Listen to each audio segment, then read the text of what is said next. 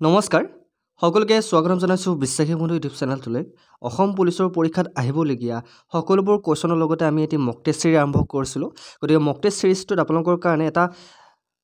আপোনালোকৰ প্ৰেক্টিছ কৰোৱা হয় যাতে এক্সামত যেনেকুৱা ধৰণৰ কোৱেশ্যন আহে আপোনালোকে যাতে আগতে আপোনালোকে অনুশীলন কৰিব পাৰে গতিকে এটা অনুশীলন পৰীক্ষা আমি আৰম্ভ কৰিছোঁ গতিকে আমাৰ ক্লাছবোৰ কৰি কেনেকুৱা পাইছে জনাবলৈ নাপাব আৰু ইয়াৰ মাজতে কওঁ যিসকলে আমাৰ পিডিএফবোৰ বিচাৰি আছে অসম পুলিচৰ এবি ইউবি আৰু এছআই পৰীক্ষাৰ কাৰণে আপোনালোকে অতি কম মূল্যত আমাৰ 3000তকৈ অধিক কোৱেশ্যন আপোনালোকে লাভ কৰিব পাৰিব উইথ মক টেষ্ট গতিকে আপোনালোকে যদি আমাৰ পিডিএফবোৰ পাব বিচাৰে তেনেহ'লে 149 ৰুপিজ পে'মেণ্ট কৰি আপোনালোকে এই নম্বৰটোত আপোনালোকে স্ক্ৰীনশ্বট দিব লাগিব নম্বৰটো হৈছে 8638686390 বহুতে মোক সুধি থাকে বাবে মই বাৰে বাৰে আপোনালোক এই নম্বৰটো দিবলগীয়া বাধ্য হয় গতিকে আপোনালোকে এবাৰ যদি স্ক্ৰীনশ্বট মাৰিলে আপোনালোকে প্ৰব্লেম নহয় গতিকে মই নম্বৰটো আকৌ এবাৰ কৈ দিছোঁ 8638686390 8638686390 আপোনালোকৰ কাৰণে সকলোবোৰ কোৱেশ্যন ইয়াতে প্ৰভাইড কৰা হৈছে মাত্ৰ 149 ৰুপিছত যিসকলে পিডিএফ বিচাৰি আছে আপোনালোকে পে'মেণ্ট কৰি পিডিএফবোৰ ল'ব পাৰে চ' দেৰি নকৰি আজিৰ মক টেষ্টটো আৰম্ভ কৰিছোঁ মই আগতে কৈ দিওঁ আমাৰ মক টেষ্টৰ এটা ৰুল আছে প্ৰতিটো কুৱেশ্যনত 2 নম্বৰকৈ আছে আপোনালোকে কেই নম্বৰ পাই শেষত জনাবলৈ নাপাহৰিব গতিকে মই এনচাৰ দিয়াৰ আগতে আপোনালোকে কমেণ্টত এনচাৰ দিবলৈ ট্ৰাই কৰিব প্ৰথম কুৱেশ্যনটো হৈছে পাকিস্তানৰ মিঠানকোটত পঞ্জাৱ বা ভাৰতৰ পৰা 5খন নদী ডেছ নদীত প্ৰৱেশ কৰে গতিকে বহুত important question 5 rivers from Punjab, India enter the river Dash at Mithankot গতিকে 5খন নদী কোনখন নদীত প্ৰৱেশ কৰে বহুত ইম্পৰ্টেণ্ট কুৱেশ্যন অপশ্যন কেইটা চাই ল'বা ইণ্ডাছ যমুনা গংগা ব্ৰহ্মপুত্ৰ গতিকে 5খন নদী এখন নদীত প্ৰৱেশ কৰে নদীখনৰ নাম কি ইণ্ডাছ সিন্ধু নদী যমুনা গংগা ব্ৰহ্মপুত্ৰ চ' ইয়াৰ কাৰেক্ট এনচাৰ হৈছে অপশ্যন এ ইণ্ডাছ মানে সিন্ধু নদী 5খন নদী সিন্ধু নদীত প্ৰৱেশ কৰে ক'ৰ পৰা মিঠানকোট পঞ্জাৱৰ পৰা অ'কে মিঠানকোট পঞ্জাৱৰ পৰা 5খন নদী ইণ্ডাছ নদীত বা সিন্ধু নদীত প্ৰৱেশ কৰে ইংৰাজীত ইণ্ডাছ বুলি কোৱা হয় আৰু অসমীয়াত সিন্ধু নদী বুলি কোৱা হয় next question Raja Todarmal was the revenue minister during the reign of which of the following Mughal empire গতিকে তলত উল্লেখ কৰা কোনজন মোগল সম্ৰাটৰ ৰাজত্বৰ কালত ৰাজা তোডাৰমল ৰাজহ মন্ত্ৰী আছিল এনেকুৱা ধৰণৰ কুৱেশ্যন প্ৰায় পৰীক্ষাত আহে কিন্তু হিষ্টৰিকেল কুৱেশ্যন চ' মনত ৰাখিব গতিকে ৰাজা তোডাৰমল কাৰ ৰাজত্বৰ কালত বা কোনজন মোগল সম্ৰাটৰ ৰাজত্বৰ কালত তেখেতে ৰাজহ মন্ত্ৰী হিচাপে কাৰ্যনিৰ্বাহ কৰিছিল হুমায়ুন শাহজাহান জাহাংগীৰ আকবৰ শুদ্ধ উত্তৰটো কোনটো হ'ব মই আকৌ এবাৰ কৈছোঁ প্ৰতিটো কুৱেশ্যনত 2 নম্বৰকৈ আছে মুঠ আমি 50 নম্বৰ কুৱেশ্যন পেপাৰখন লৈছোঁ মডেল পেপাৰ এখন হ'ল আজি অন্য এটি গুৰুত্বপূৰ্ণ পেপাৰ অ'কে চ' ৰাজা তোডাৰমল ৰাজহ মন্ত্ৰী আছিল কাৰ দিনত আকবৰৰ দিনত মনত থাকিবনে কাৰ দিনত আকবৰৰ দিনত মই কুৱেশ্যনকেইটা ইংৰাজী আৰু অসমীয়া দুয়োটাতে লৈ আহিছোঁ গতিকে আপোনালোকে যাতে প্ৰব্লেম নহয় তাৰ বাবে অ'কে নেক্সট কুৱেশ্যনটো আহিছোঁ in which year was the reserve bank of India was establish কোন চনত ভাৰতীয় ৰিজাৰ্ভ বেংক প্ৰতিষ্ঠা কৰা হৈছিল আমাৰ ভাৰতীয় ৰিজাৰ্ভ বেংক কিমান চনত প্ৰতিষ্ঠা কৰা হৈছিল অলৰেডি আমি এটা ক্লাছত ডিছকাছ কৰিছিলোঁ নাই কৰিছোঁ নহয়নে গতিকে ভাৰতীয় ৰিজাৰ্ভ বেংক কেতিয়া প্ৰতিষ্ঠা কৰা হৈছিল 1935 1952 1950 1947 বহুত ইম্পৰ্টেণ্ট কুৱেশ্যন কোৱা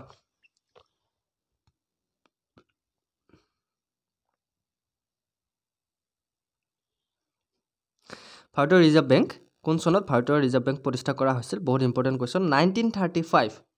1935ত ভাৰতীয় ৰিজাৰ্ভ বেংক প্ৰতিষ্ঠা কৰা হৈছিল আৰু 1935 বুলি কওঁতে আৰু এটা কুৱেশ্যন মনত পৰিছে 1935তে আমাৰ অসমীয়া চলচ্চিত্ৰ জয়মতী মুক্তি পাইছিল হয়নে গতিকে এই চনটো মই ৰিলেটেড কৰি দিছোঁ দুটা কুৱেশ্যনৰ লগত এই আনচাৰটো অ'কে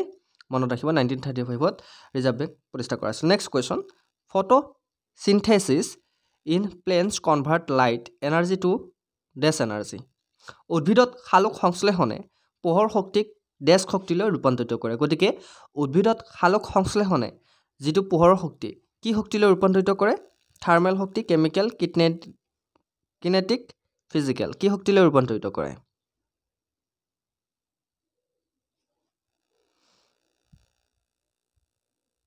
পোহৰ শক্তিক ডেছ শক্তিলৈ ৰূপান্তৰিত কৰে শুদ্ধ উত্তৰটো হৈছে কেমিকেল শক্তিলৈ ৰূপান্তৰিত কৰে কি শক্তিলৈ ৰূপান্তৰিত কৰে কেমিকেল শক্তিলৈ ৰূপান্তৰিত কৰে অ'কে নেক্সট কুৱেশ্যনটোলৈ আহিছোঁ the Ghumura dance is from the state of Ghumur নৃত্য কোন ৰাজ্যৰ লগত জড়িত বিভিন্ন ধৰণৰ কুৱেশ্যন আমি এই মক টেষ্টত আজি লৈ আহিছোঁ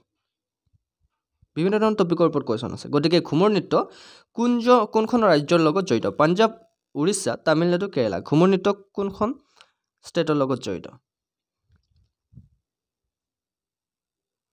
কুৱেশ্যনটো ক'ব কৈছোঁ the Ghumur dance is from the state of শুদ্ধটো হৈছে উৰিষ্যা কিহৰ লগত জড়িত ঘুমুৰা নৃত্য উৰিষ্যাৰ লগত জড়িত হয়নে গতিকে মনত ৰাখিব ইতিমধ্যে আমি 5টা কুৱেশ্যন ডিছকাছ কৰিলোঁ প্ৰতিটো কুৱেশ্যনৰ আমি 2 নম্বৰকৈ দিছোঁ গতিকে 5টা কুৱেশ্যনৰ 10 নম্বৰ কোনে কোনে পালা সকলোৱে কিন্তু সেইখন জনাব লাগিব next question which is the deepest lake in the world পৃথিৱীৰ আটাইতকৈ গভীৰ হ্ৰদ কোনটো হ্ৰদ lake Tanganyika lake Vostok lake Baikal lake Superior গতিকে আটাইতকৈ গভীৰ হ্ৰদ কোনটো পৃথিৱীৰ আটাইতকৈ গভীৰ হ্ৰদ বুলি ক'লে ইয়াৰ ভিতৰত কোনটো হ্ৰদক বুজা যায়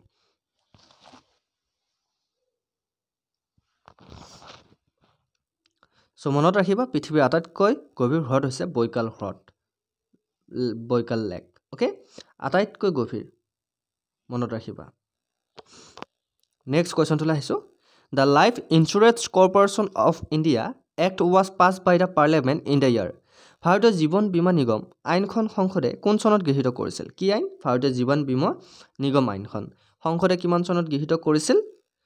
1956 1948 1971 1965 বহুত ইম্পৰ্টেণ্ট কুৱেশ্যন কোৱা তোমালোকে যদি আসাম পুলিচৰ কাৰণে প্ৰিপাৰেশ্যন চলাই আছা লাষ্ট টাইম তোমালোকৰ লাষ্ট টাইম পৰীক্ষা আহি পালে গতিকে তোমালোকে যিমান পাৰা এতিয়া ৰিভাইজ কৰিবা আৰু মক টেষ্ট কিটা তোমালোকে এটেন্ড কৰিবা আৰু মই আকৌ এবাৰ কৈছোঁ যিসকলে আমাৰ পিডিএফবোৰ ল'ব বিচাৰা সময় আছে এতিয়াও তোমালোকে পিডিএফবোৰ ল'ব পাৰিবা অতি কম মূল্যত 149 ৰুপিছত এটা মই আমালোকৰ 1000টা 2000টা নহয় 3000টা কুৱেশ্যন থকা পিডিএফ আপোনালোকে লাভ কৰিব সো যিসকলে পিডিএফ বিচাৰি আছে 8638686390 এই নম্বৰটোত পেমেন্ট কৰি আপোনালোকে স্ক্ৰিনশ্বট দিব লাগিব গতিকে নম্বৰটো মই কৈ দিছোঁ 8638686390 গতিকে নম্বৰটো মই ভালকৈ লিখি দিছোঁ যাতে আপোনালোকৰ প্ৰব্লেম নহয় 8638686390 এই নম্বৰটোত পেমেন্ট কৰি আপোনালোকে স্ক্ৰিনশ্বট দিব লাগিব আপোনালোকে পিডিএফ পাই যাব 149 ৰুপিছ 149 ৰুপিছ ওকে সো যিসকলে পিডিএফ লাগে স্ক্ৰিনশ্বট দিবা ভাৰতীয় জীৱন বীমা নিগম আইনখন সংসদে কোন চনত গৃহীত কৰিছিল উত্তৰবোৰ দিলে যে কাৰেক্ট আনসাৰ হৈছে 1956 কিমান চনত 1956ত মনত ৰাখিবা next question which of the following is the most reactive metal তলৰ কোনটো ধাতু আটাইতকৈ বেছি প্ৰতিক্ৰিয়াশীল এবিধ ধাতু আছে যি আটাইতকৈ বেছি প্ৰতিক্ৰিয়াশীল ধাতুবিধৰ নাম কি সিলভাৰ এলুমিনিয়াম আইৰন পটাছিয়াম কোৱা কোনটো হ'ব পাৰে কমেন্ট কৰা কোনটো হ'ব যেন লাগিছে কালিৰ পৰা আমি লাইভ ক্লাছ দিনত 3টা কৰিম social science general science world জিকে আসাম জিকে গোটেইকেইটা আমি লাইভ ক্লাছ কৰিম সকলোৱে কৰিবা কোনটো ধাতু আটাইতকৈ বেছি প্ৰতিক্ৰিয়াশীল ইয়াৰ কাৰেক্ট আনসাৰ হৈছে পটাছিয়াম পটাছিয়াম ধাতুটো আটাইতকৈ বেছি প্ৰতিক্ৰিয়াশীল সো মনত ৰাখিবা কি ধাতু পটাছিয়াম ধাতু নেক্সট কুৱেশ্যনটোলৈ আহিছোঁ Tevessa Malik is an Indian desk player. Tevessa Malik, okay. Tevessa Malik এগৰাকী ভাৰতীয় ডেস্ক খেলুৱৈ আছিল গতিকে Tevessa Malik কি খেলুৱৈ আছিল এগৰাকী কোনে ক'ব পাৰিবা যিসকলে খেল চোৱা তোমালোকে গম পাবা যে Tevessa Malik কি প্লেয়াৰ বা কি খেলুৱৈ আছিল হয় নে নহয় গতিকে এনেকুৱা ধৰণৰ কুৱেশ্যন তোমালোকে প্ৰায় খুদিব কিন্তু কমন কুৱেশ্যন গতিকে Tevessa Malik কি খেলুৱৈ আছিল ভলিবল চেছ গল্ফ বাস্কেটবল তেখেত কিহৰ খেলুৱৈ আছিল কোৱা কোনটো খেলৰ লগত তেখেত জড়িত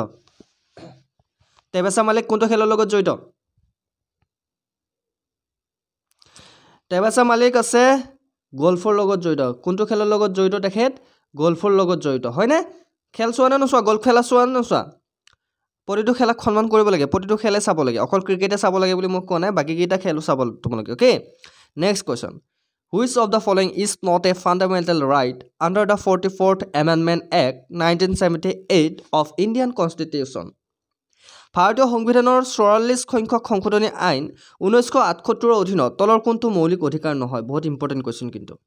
কিমান নম্বৰ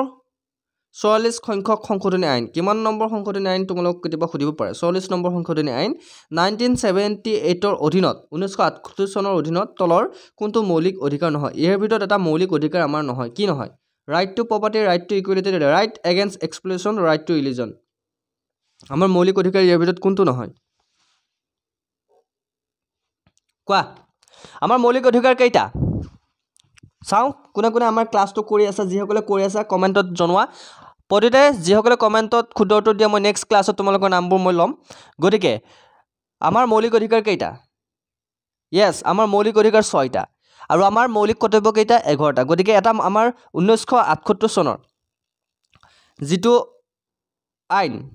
1978 অধীনত আমাৰ মৌলিক অধিকাৰ হিচাপে ধৰা হোৱা নাছিল ৰাইট টু প্ৰপাৰ্টি সম্পত্তি অধিকাৰ মৌলিক অধিকাৰ হিচাপে ধৰা নহয় গতিকে সম্পত্তি অধিকাৰ গতে মৌলিক অধিকাৰ আছিল কিন্তু 1978 ৰ যেটো 44 নং সংশোধনীৰ অধীনত আমাৰ মৌলিক অধিকাৰ পৰা ৰাইট টু প্ৰপাৰ্টি মানে সম্পত্তি অধিকাৰটো উঠাই লোৱা হৈছে নেক্সট কোৱেশ্চন তোলা আইছো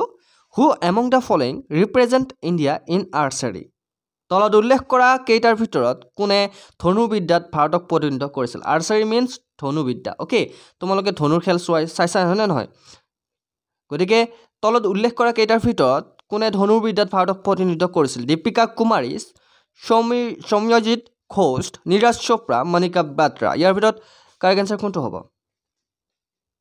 ক্লাছটো কৰি কেনেকুৱা লাগিছে ৰাতি দেৰিলৈকে ক্লাছ কৰিছো আজি ক্লাছটো অনাত অকনমান দেৰি হ'ল মক টেষ্টৰ ক্লাছটো সো কেনেকুৱা লাগিছে ক্লাছ নম্বৰ 4 সকলোৱে কমেন্ট কৰিবা ভাল লাগিছে নে বেয়া লাগিছে আমি সিৰিজটো কন্টিনিউ কৰিব লাগিব নে অসম পুলিচৰ কাৰণে অকল অসম পুলিচ নহয় বাকিবোৰ এক্সামৰ থকা ল'ৰা ছোৱালীও চাব পৰা শিকি থবা okay so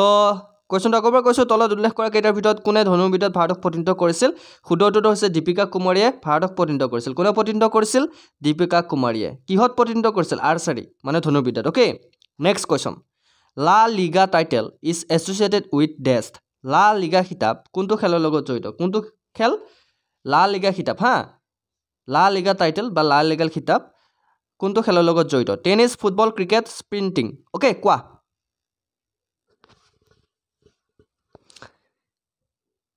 tennis football cricket স্প্ৰিন্টিং লা লিগা খিতাপ কোনটো খেলৰ লগত জড়িত ইয়েস উত্তৰবোৰ সোনকালে দিবলৈ ট্ৰাই কৰিবা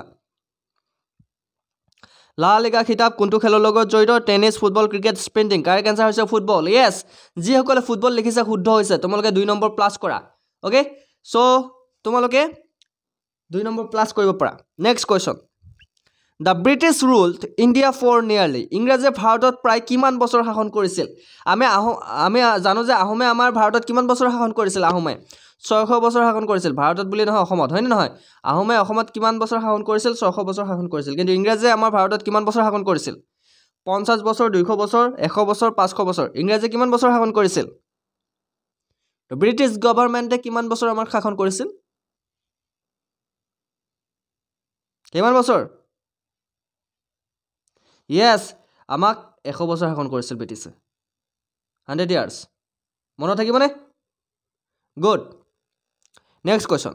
The Aga Khan place is located in the state of Aga Khan ৰাজপ্ৰসাদ কোন ৰাজ্যত অৱস্থিত কোৱেশ্চনটো ভালকে মন দিবা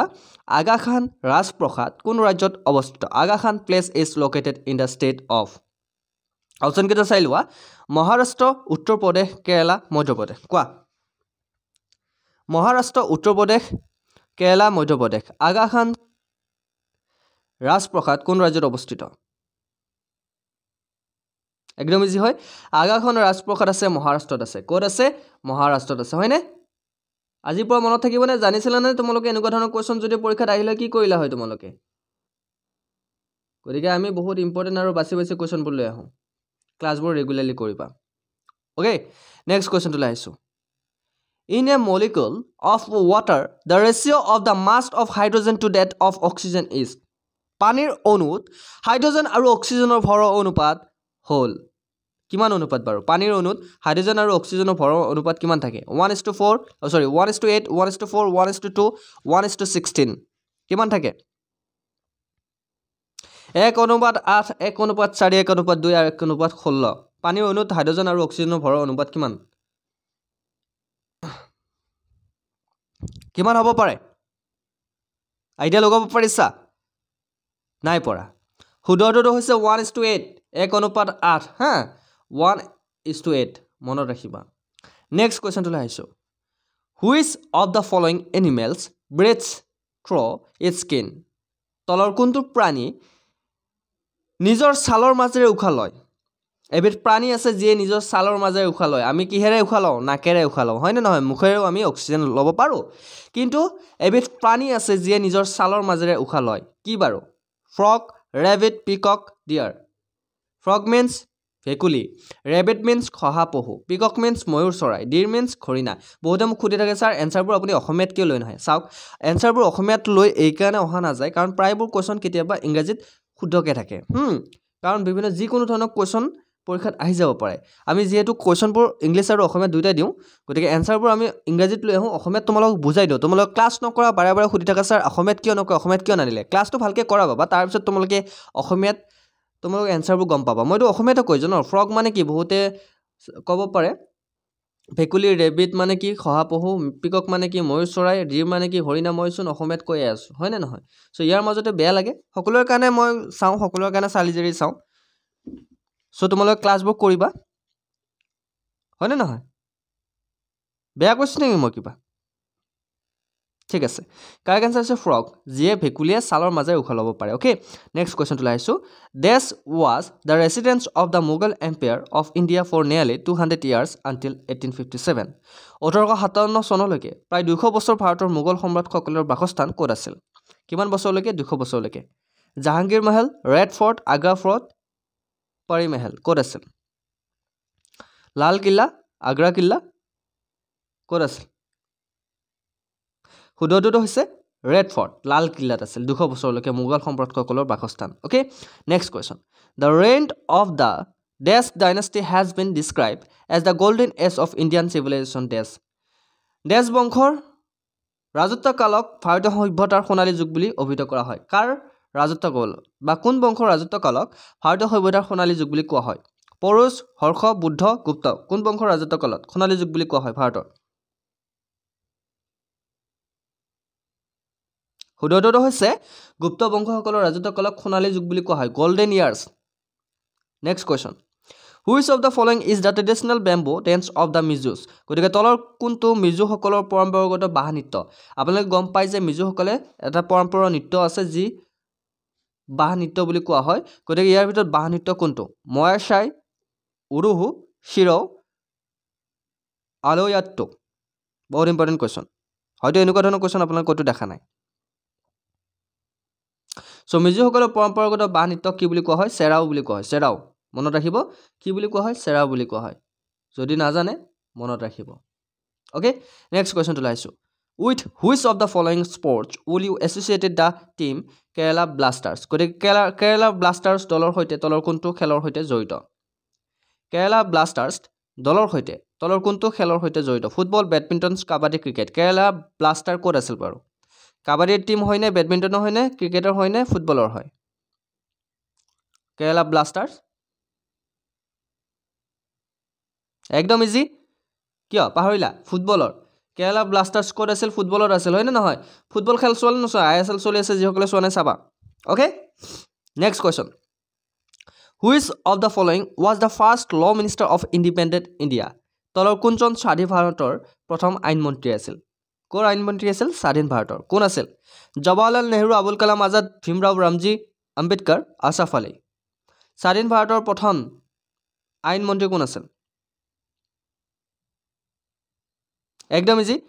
শুদ্ধটোতো হৈছে ভীমৰাও ৰামজী আম্বেদকাৰ তেখেতে স্বাধীন ভাৰতৰ প্ৰথম আইনমন্ত্ৰী আছিল next question the third battle of Panipat between the Marathas and Ahmad Shah Durrani the ruler of Afghanistan was fought in the year গতিকে তোমালোকে জানা পানিপথৰ কেইখন যুদ্ধ হৈছিল তিনিখন গতিকে মাৰাঠা আৰু আহমদ শ্বাহ দুৰাণীৰ মাজত পানিপথৰ তৃতীয় যুদ্ধ কোন চনত হৈছিল 1781 1851 1761 1831 চ' তোমালোকে মনত ৰাখিবা পানিপথৰ তৃতীয় যুদ্ধ কাৰ কাৰ মাজত হৈছিল সেইটো মনত ৰাখিবা মাৰাঠা আৰু আহমদ শ্বাহ দুৰাণীৰ মাজত হৈছিল কিমান চনত হৈছিল 1761 হৈছিল অ'কে পাৰিবা next question The Prime Minister who led India during the 1965 war with Pakistan is 1965 চনত পাকিস্তানৰ সৈতে হোৱা যুদ্ধৰ সময়ত ভাৰতৰ নেতৃত্ব দিয়া প্ৰধানমন্ত্ৰীজন কোন আছিল মোৰাৰজী দেশাই ইন্দিৰা গান্ধী লাল বাহাদুৰ শাস্ত্ৰী জৱাহৰলাল নেহৰু কোৱা কোন আছিল কিমান চনত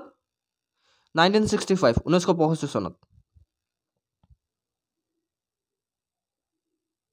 সদৰটো হৈছে লাল বাহাদুৰ শাস্ত্ৰী আছিল ওকে নেক্সট কোৱেশ্চন তুলা আহিছো who is the author of the book Courts of India past to present গতিকে Courts of India past to present নামৰ কিতাপখনৰ লেখক কোন আছিল শশী থাৰুৰ সত্যৰথ নায়ক জয়ন্ত কলিতা ৰঞ্জন গগৈ কোন আছিল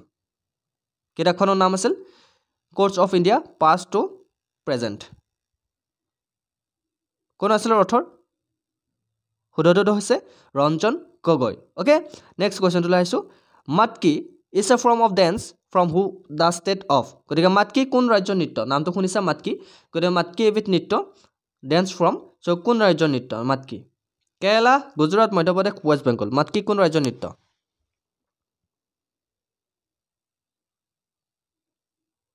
yes মাটকি হৈছে মধ্যপ্ৰদেশৰ নৃত্য মনত থাকিবনে মধ্যপ্ৰদেশৰ নৃত্য হৈছে মাটকি সো আমি টোটাল 50 মাৰ্কছৰ কোৱেশ্চন ডিসকাস কৰিলো কোনে কোনে 50 পালা 50 ভিতৰত জনাবা ওকে প্ৰতিকৰে নাম আৰু নিজৰ জিলাখনৰ নামটো জনাবা তেতিয়া আমি নেক্সট ক্লাছত তোমালোকৰ নামবোৰ লবলৈ আমি সক্ষম হ'ম